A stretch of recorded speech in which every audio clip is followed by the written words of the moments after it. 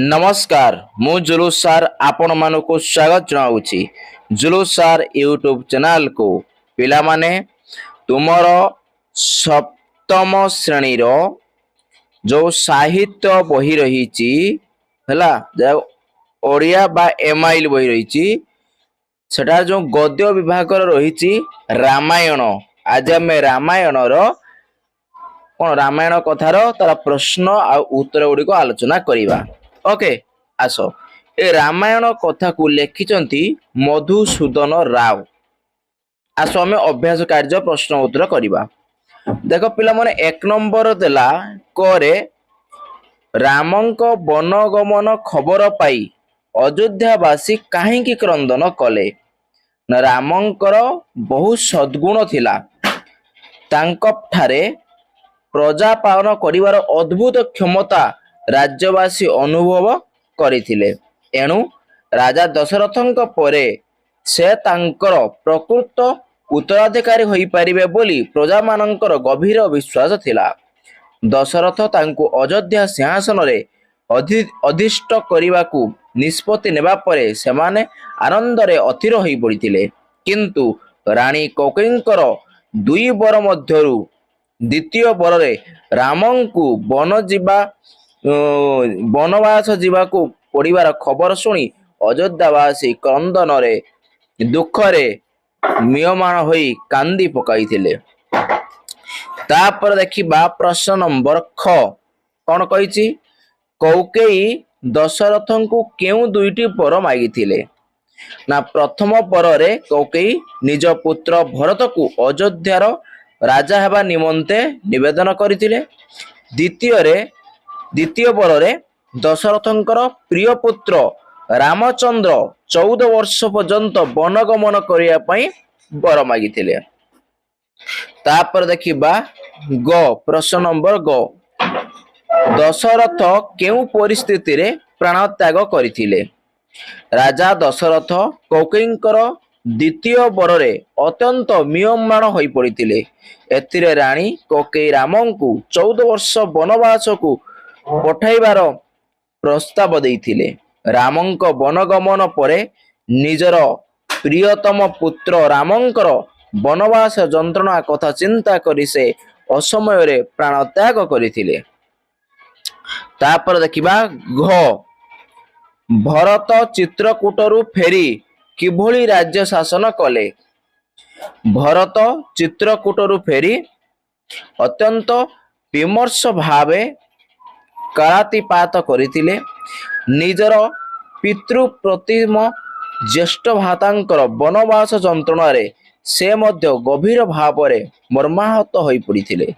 व्यथित चित्तरे से ज्येष्ठ भ्राता को अयोध्या को लेउटाई आनिबा पई वन को जाइथिले। मात्र ज्येष्ठ भ्रातांकर आदेश को अवमानना न करी से बाध्य होई अयोध्या को फेरी आसी राज्य शासन कले। मात्र निज को भ्राता रामचंद्रंकर आज्ञा बह मने करी तांक परी आम कौन जटा बकल धारण करी तांक पादुका दुईटी को सिंहासन रे रखी से राज्य शासन करथिले। तापर देखिबा प्रश्न नंबर उ कौन कहिछि सीता वाल्मीकि आश्रम रे काहेकि आश्रय नैथिले।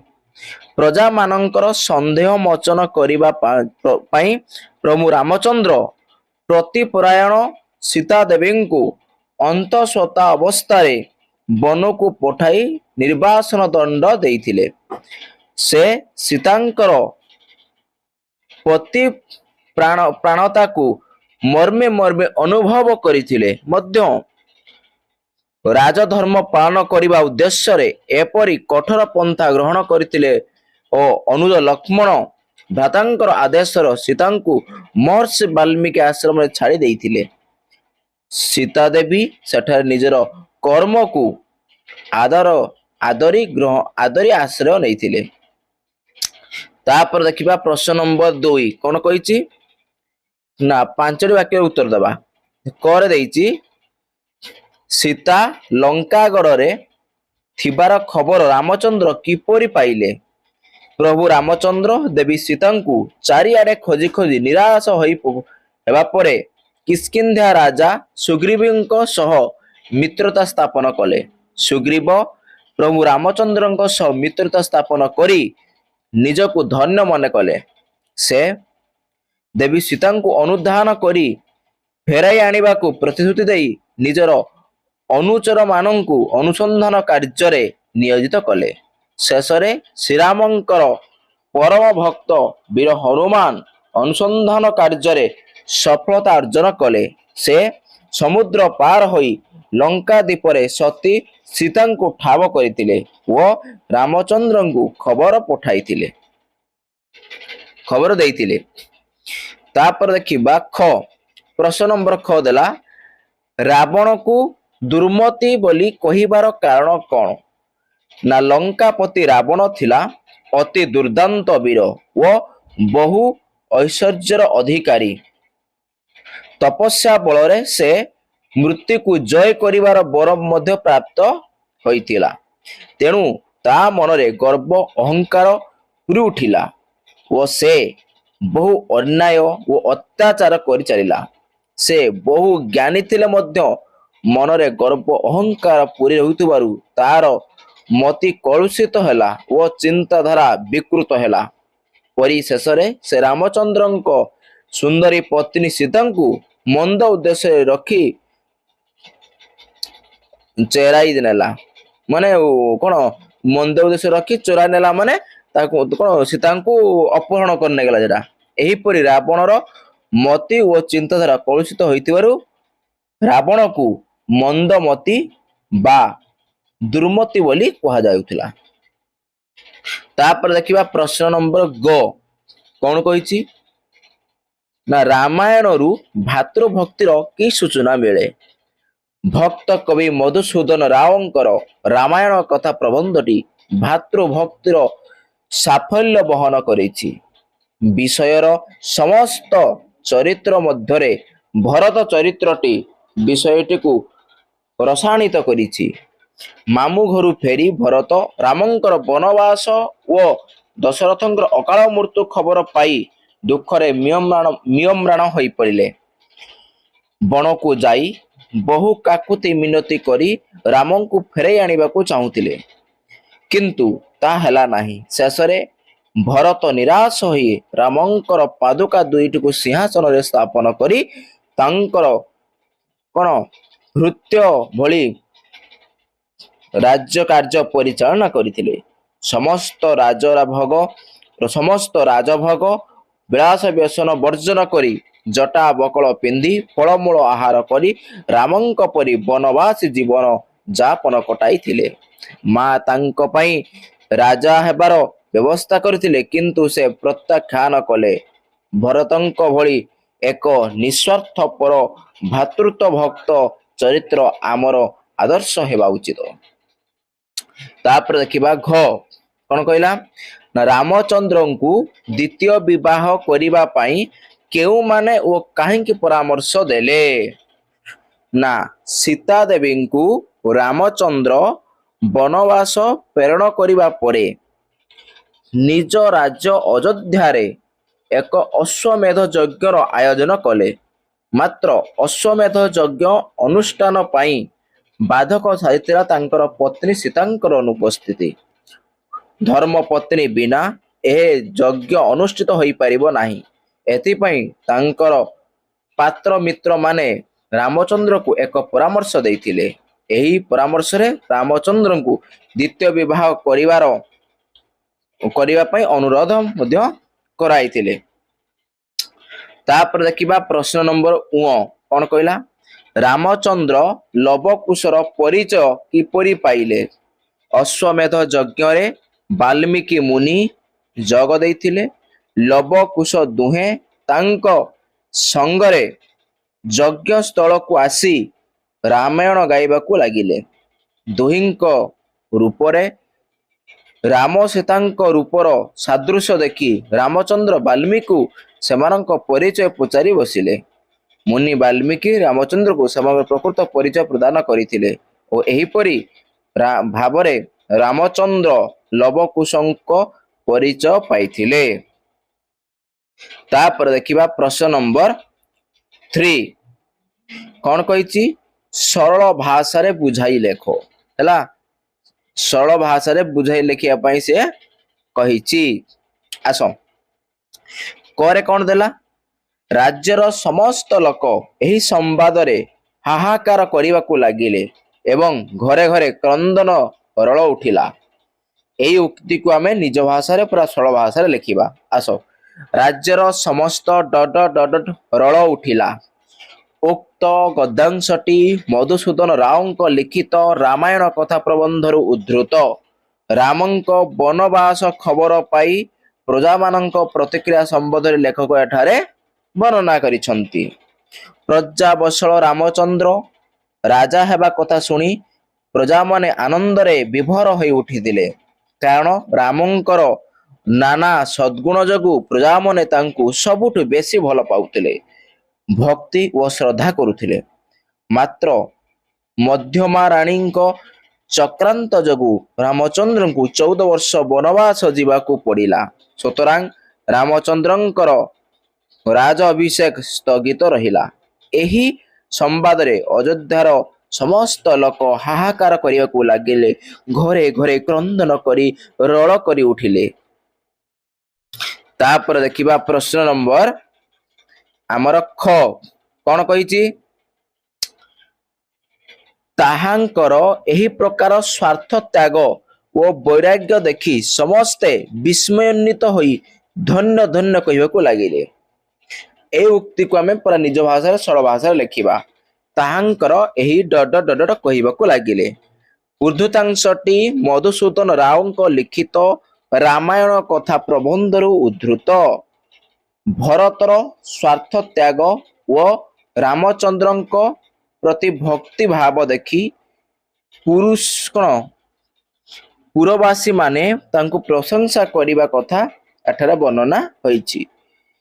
ପିତୃ ସତ୍ୟ ପାଳନ ନିମନ୍ତେ ରାମଚନ୍ଦ୍ର 14 ବର୍ଷ ବନବାସ ଗଲେ। ମାମୁଁ ଘରୁ ଫେରି ଏଭଳି ଘଟଣା ଯୋଗୁଁ ମର୍ମାହତ ହେଲେ। ରାମଚନ୍ଦ୍ରଙ୍କୁ ଫେରାଇ ଆଣିବା ପାଇଁ ଭରତ ବହୁ ଚେଷ୍ଟା କଲେ, କିନ୍ତୁ ରାମଚନ୍ଦ୍ର ଫେରିଲେ ନାହିଁ। ତାଙ୍କରି ଆଜ୍ଞାରେ ଭରତ ଜ୍ୟେଷ୍ଠ ଭ୍ରାତାଙ୍କର ପାଦୁକାକୁ ଦୁଇଟିକୁ ଆଣି ସିଂହାସନରେ ସ୍ଥାପନ କଲେ। ରାମଙ୍କ ପରି ଜଟା ବକଳ ଧାରଣ କରି ଫଳମୂଳ ଖାଇ ତାଙ୍କର ପ୍ରତିନିଧି ସ୍ୱରୂପ ରାଜ୍ୟ କାର୍ଯ୍ୟ ପରିଚାଳନା କଲେ। ଭରତଙ୍କର ଏଭଳି ନିର୍ଲୋଭ ନିସ୍ୱାର୍ଥପର ଭାବ ବୈରାଗ୍ୟ ଭାବ ଦେଖି ପ୍ରଜାମାନେ ତାଙ୍କୁ ଧନ୍ୟ ଧନ୍ୟ କହିଲେ। ତାପରେ ଦେଖିବା ପ୍ରଶ୍ନ ନମ୍ବର ଗ। କଣ?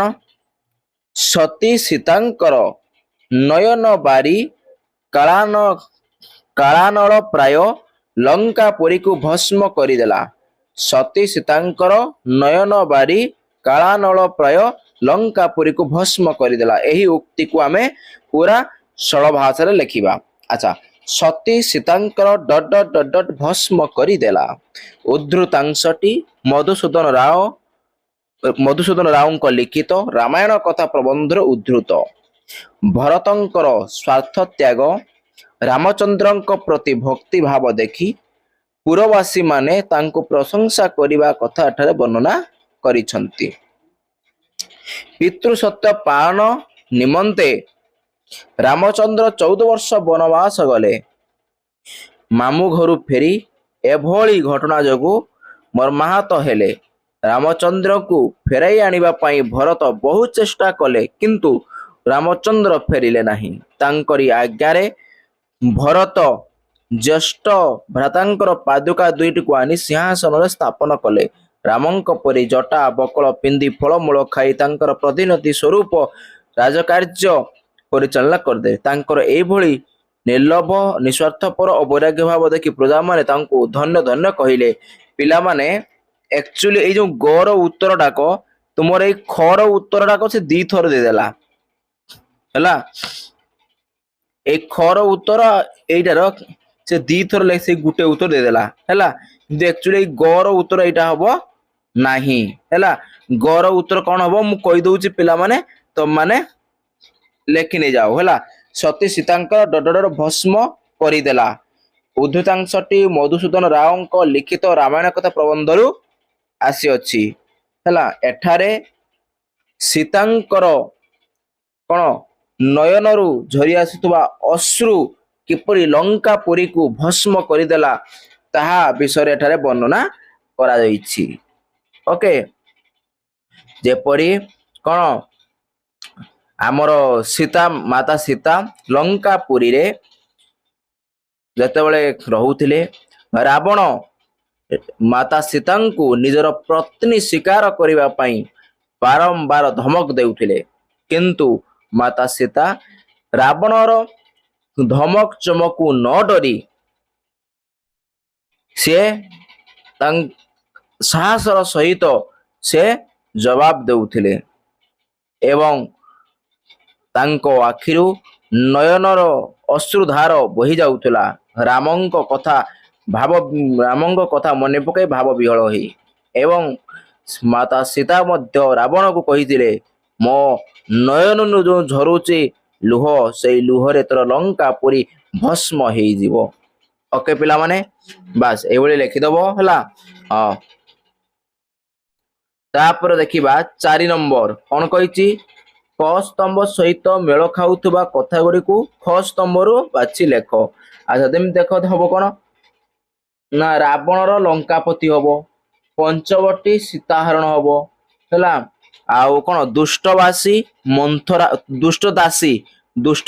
ମନ୍ଥରା ହବ, ଦୁଇଟି ବର ଅଙ୍ଗୀକାର, ହନୁମାନ ଅନୁଚର ହେଲା। ଆଚ୍ଛା, ତାପରେ ଦେଖିବା ପ୍ରଶ୍ନ ନମ୍ବର 5 କଣ କହିଛି, ବାମ ପଟ ତଳେ ଥିବା କେତେକ ଶବ୍ଦ ଦିଆଯାଇଛି, ମାନେ ଏଇଠି ଶବ୍ଦ ଦିଆଯାଇଛି ହେଲା, କୋଠରୀ ଭିତରେ ତାର ଅର୍ଥ ସୂଚାଯାଇଛି, ଏପରି କୋଠରୀ ତାର ଅର୍ଥ ଲେଖା ହେଇଛି ହେଲା। ଶବ୍ଦ ଗୁଡିକ ଲେଖାଯାଇଛି, ବାମ ପଟର ଶବ୍ଦର ଅର୍ଥ କୋଠରୀ ମଧ୍ୟରେ ଥିବାରୁ ଶବ୍ଦକୁ ବାଛ, ତାକୁ ନେଇ ବାକ୍ୟ ଗଠନ କର। ତାମାନେ ଏପଟେ କିଛି ଲେଖା ହେଇଛି ଶବ୍ଦ, ତାର ଅର୍ଥ ଲେଖା ହେଇଛି ଏପଟେ, ସେଇ ଶବ୍ଦର ଅର୍ଥ ଲେଖି ବାକ୍ୟ ଗଠନ କରିବା। ଆସ ପିଲାମାନେ, ଫାଷ୍ଟ ଦେଖିବା ଅନୁଗତର ଅର୍ଥ କଣ ହବ ନା ବିଶ୍ୱସ୍ତ ହେଲା। ତାକୁ ବାକ୍ୟ ଗଠନ କଲେ କଣ ହବ, ଲକ୍ଷ୍ମଣ ଶ୍ରୀରାମଚନ୍ଦ୍ରଙ୍କର ଅତ୍ୟନ୍ତ ଅନୁଗତ ଥିଲେ ହେଲା। ଆଚ୍ଛା, ତାପରେ ଦେଖିବା ପାଦୁକା ମାନେ ହଉଛି କଣ କଠଉ ହେଲା। କଠଉ ଲଗେଇ ବାକ୍ୟ ଗଠନ କଲେ, ଆଗ କାଳରେ ମୁନି ଋଷି ମାନେ ପାଦ ରକ୍ଷା ପାଇଁ କାଠ ନିର୍ମିତ ପାଦୁକା ବ୍ୟବହାର କରୁଥିଲେ। ତାପରେ ଦେଖିବା ଅନୁରକ୍ତ ମାନେ ପ୍ରିୟ ହେଲା। ଆଚ୍ଛା, ଅଯୋଧ୍ୟାର ପ୍ରଜା ମାନେ ରାମଚନ୍ଦ୍ରଙ୍କର ଅନୁରକ୍ତ ଥିଲେ। ତାପରେ ଦ୍ରୁମତି ମାନେ ଦୁଷ୍ଟ ଲୋକ। ଆଜିକାଲି ଆମ ସମାଜରେ ଦୁର୍ମତି ସଂଖ୍ୟା ବଢିବାରେ ଲାଗିଛି। ତାପରେ ଦେଖିବା କଣ କାଳନଳ ମାନେ ପ୍ରଚଣ୍ଡ ଅଗ୍ନି ହେଲା। କଣ ହବ ନା ଚାହୁଁ ଚାହୁଁ ଆଖି ପିଛୁଳାକେ ସମଗ୍ର ଗ୍ରାମଟି କାଳନଳରେ ଭସ୍ମୀଭୂତ ହୋଇଗଲା। ତାପରେ ଦେଖିବା ଯମଜ ମାନେ ଜାଁଳା ହେଲା। କଣ ହବ ନା ଗୋବିନ୍ଦ ଓ ଗୋପାଳ ସେମାନଙ୍କର ପିତାମାତାଙ୍କର ଯମଜ ପୁତ୍ର। ତାପରେ ଦେଖିବା 6 ନମ୍ବର କଣ କହିଛି ନା ତଳେ ଦିଆଯାଇଥିବା ଶବ୍ଦ ଗୁଡିକ ମଧ୍ୟରେ କେତେକ ବିପରୀତ ଅର୍ଥବୋଧକ ଶବ୍ଦ ମିଶି ଯାଇଛି, ସେଗୁଡିକୁ ବାଛି ସ୍ତମ୍ଭ ଆକାରରେ ସଜାଇ ଲେଖ। ଆଚ୍ଛା, ଯେମିତି ସୁଖର ଦୁଃଖ, ସେମିତି କଣ ହବ ପ୍ରାଚୀନର ନବୀନ, ଅନୁରାଗର ବିରାଗ, ଆନନ୍ଦର ନିରାନନ୍ଦ, ଜ୍ୟେଷ୍ଠାର କନିଷ୍ଠା, ସଦ୍ଗୁଣର ବଦଗୁଣ, ସନ୍ତୁଷ୍ଟର ଅସନ୍ତୁଷ୍ଟ ହେଲା। ତାପରେ ଦେଖିବା ପ୍ରଶ୍ନ ନମ୍ବର 7 କଣ କହିଛି, ଲିଙ୍ଗ ପରିବର୍ତ୍ତନ କରି ଲେଖ ହେଲା। ଯେପରି କଣ ଦେଇଛି ପୁଅ ଝିଅ, ସେପରି ରାଜା ରାଣୀ, ପୁତ୍ର କନ୍ୟା, କୁମାର କୁମାରୀ, ନର ନାରୀ, ଭାଇ ଭାଉଜ ବା ଭଉଣୀ, ପିତା ମାତା, ବୃଦ୍ଧ ବୃଦ୍ଧା। ତାପରେ ଦେଖିବା ପ୍ରଶ୍ନ ନମ୍ବର 8 କଣ କହିଛି, ତଳେ କୋଠରୀରେ ଥିବା ଶବ୍ଦ ଗୁଡିକୁ ବ୍ୟବହାର କରି ଏକ ଅନୁଚ୍ଛେଦଟିଏ ଲେଖ। ପିଲାମାନେ, এই ଅନୁଚ୍ଛେଦରେ ଲେଖା ଯାଇଛି ହେଲା, ତମେ ମାନେ ଏହାକୁ वीडियो को पॉज करी आको लेखि नै जीवो हैला म आको कुछ कहूनी हैला। तापर देखिबा 9 नंबर कोन कहिछि तळे दियाइथिबा शब्द गुडीकर दुईटी लेखाएं प्रति शब्द लेख। अच्छा प्राचीन रे कोन हबो पुराणा बा पुरातन, बसन रे कोन हबो वस्त्र परिधान बा आच्छादन, कठाऊ कठाऊ रे कोन हबो पादुका पदत्राण बा चटी, निया निया रे कोन हबो अग्नि आउ हुतासन अनल, नयन रे कोन हबो चक्षु नेत्र आउ दार कोन हबो स्त्री दार दार स्त्री आउ भार्या बा पत्नी एगा हबो। तापर देखिबा 10 नंबर कोन कहिछि रेखांकित पद मानकर अर्थ सूचाउथबा केतक शब्द वृत्त भितरे लेखा आइछि सेगुड़िक मध्यरु उपयुक्त शब्द व्यवहार करी से वाक्य गुड़ी को पुणी थरे लेख। अच्छा ताने कोन हबो फास्ट देला कर देला किंतु रामचंद्र द्वितीय दार परिग्रह न करी सीतांकर स्वर्णमयी मूर्ति गठन करी यज्ञानुष्ठान आरंभ कले हैला। आको देम तार उत्तरटा कोन हबो रे पिला माने आर उत्तरटा हबो एरा कोडा एक तळगु कोन हबो किंतु रामचंद्र द्वितीय विवाह न करी सीतांकर स्वर्णमयी मूर्ति गठन करी यज्ञानुष्ठान आरंभ कले हैला। अच्छा तापर देखिबा ख कोन कहिछि किंतु अविश्वासी कुटीर प्रकृति लोक माने कौनसी उत्तर देले नाही तार खड़ा कोन हबो उत्तर किंतु अविश्वासी कुटीर प्रकृति लोक माने निरुत्तर रहिले। तापर देखिबा ग कोन कहिछि परिशेष रे रावण मध्य रामंक शରରେ विनाश प्राप्त हैला परिशेष रे रावण मध्य रामंक शରରେ विनिष्ट हैला हैला। तापर देखिबा कोन घ कोन कहिछि राम व लक्ष्मण सीता को घेनी अयोध्या प्रत्यागमन कले घर उत्तर कोन हबो राम व लक्ष्मण सीता को घेनी अयोध्या फेरिले हैला। तापर देखिबा 11 नंबर कोन कहिछि ना 50 टी शब्द मध्य रे उत्तर लेख।